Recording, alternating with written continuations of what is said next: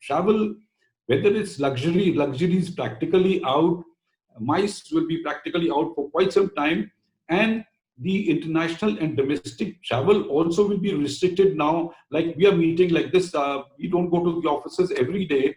Global Nexus has a meeting on Zoom, and this is what's going to start happening with a lot of industries initially.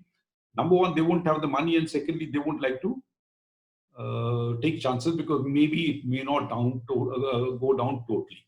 Right. I request Amrish to please come up and give your views.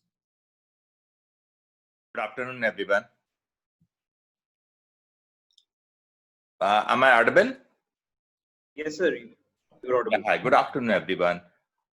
The impact on the tourism industry is, I think, is a known fact. The maximum hit by the tourism industry of this COVID-19. In terms of India's GDP is around 2.79 trillion is India's GDP, and 9.2% India's GDP is the tourism industry.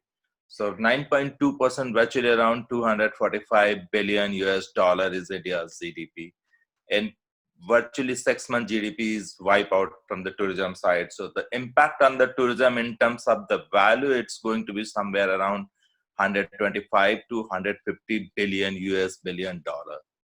In terms of employment, we are contributing 10% of the total India's employment. So that's going to make a huge impact. And it's not only the travel agency, tour operator, DMC, PCO, hotel, airlines, even the guide, service provider, the transportation, even the souvenir seller. So everyone is going to get impact from this tourism industry hit.